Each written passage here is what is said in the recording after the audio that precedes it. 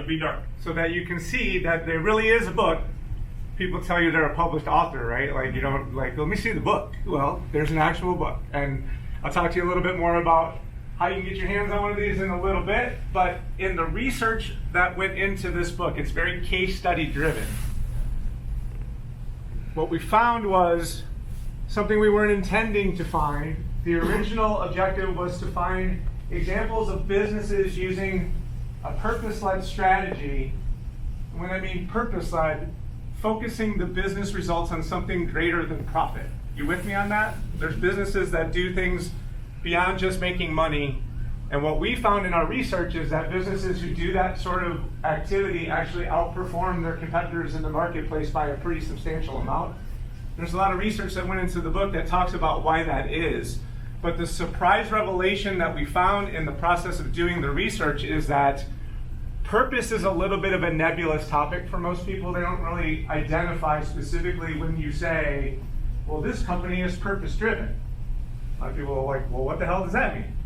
But what we found out is what happens is there is a payment that gets made by you as the consumer to the business that you're doing a transaction with when your brands are in alignment, when your values, when what you believe is in alignment with what the company also believes. And it takes the form of a very simple statement.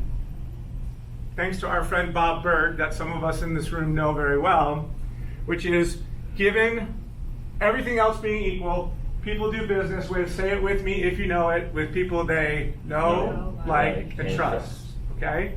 But here's the problem with that statement. What does that mean? So many of us universally accept this as a truth that we've sort of glossed over what the meaning of this concept is.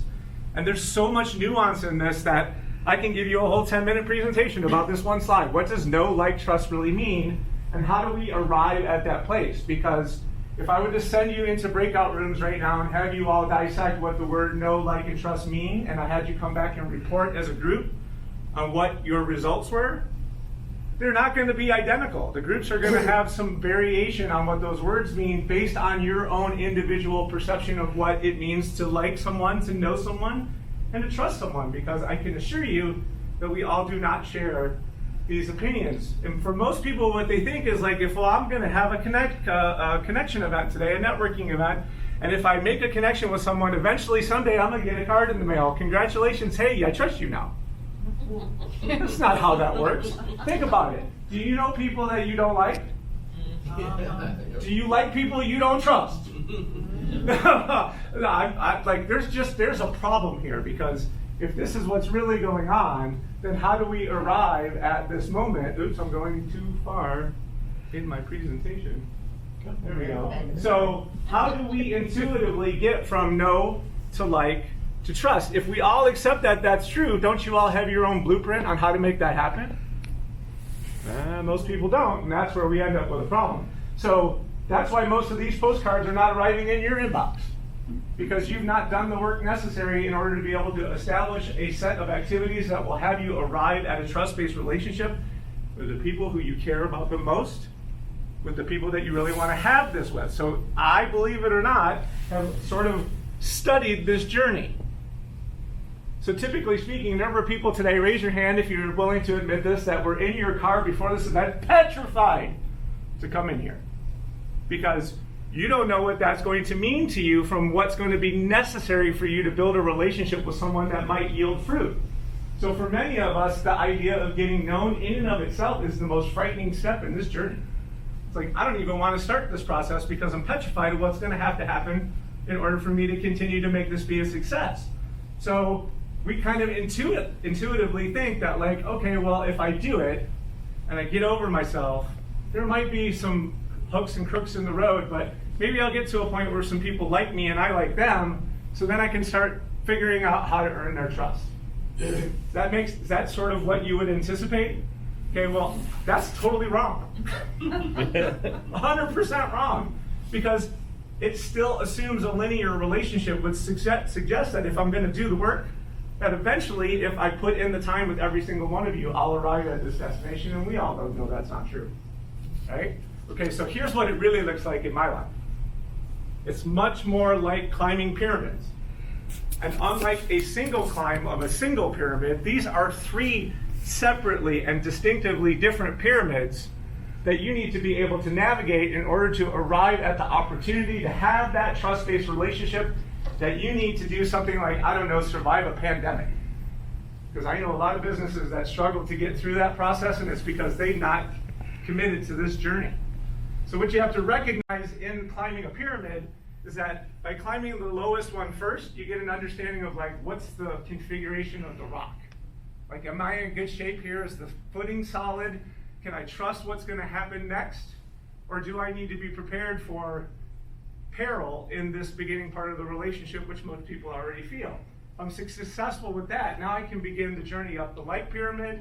If I'm successful with that, I might be able to attempt the trust pyramid, but here's the thing that most of us don't recognize. One, the big commitment is to making the climb. It's to being in a position to be able to say to yourself every single day when you wake up, I know this is my job. And no matter who it is or where I am with them in my current relationship with them, what can I do to help my effort on this climb towards being in a trust-based relationship with as many people as I possibly can that also feel that way about me. That's an important caveat. You don't want to build a trust-based relationship with someone who doesn't want one with you. So don't waste the time.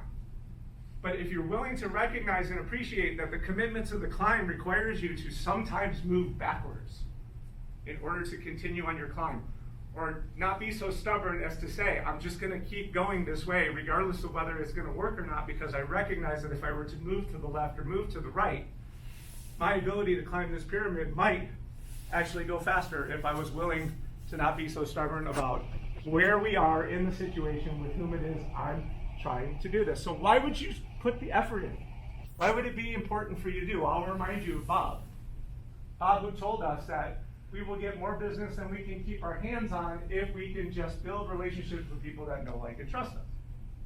But we've already agreed, slides back, that this is not the simplest thing to do. But so by making the commitment to the climb, what you're really doing is giving yourself the best opportunity on a daily basis to be able to arrive at a destination of your choosing, which is these trust-based relationships. So believe it or not, in the process of writing the book, we uncovered a little bit of a formula that you can actually use to help orient your activities around how to build a better trust relationship with all of the people that you're dealing with, but maybe even more importantly, to recognize the signs that your prospects and clients are giving you about their willingness to want to move with you up this index.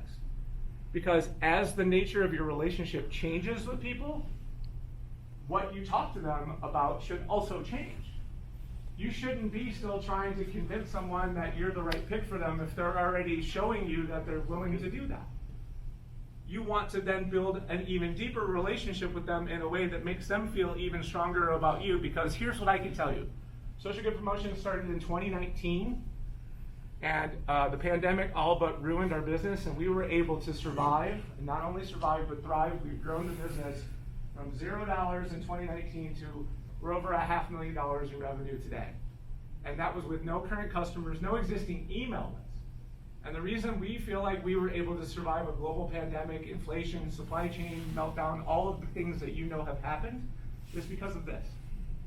Because we focus every one of our activities around where am I with you on this trust continuum at this moment, and what can I do to help invest in this relationship in a way that can move you up that continuum. So I give 90 minutes keynotes on this. I give day-long workshops on how to do this. So if your association, your club, your group, somebody that you know wants to hear more about how to actually do this, we actually can be hired to train people to do that.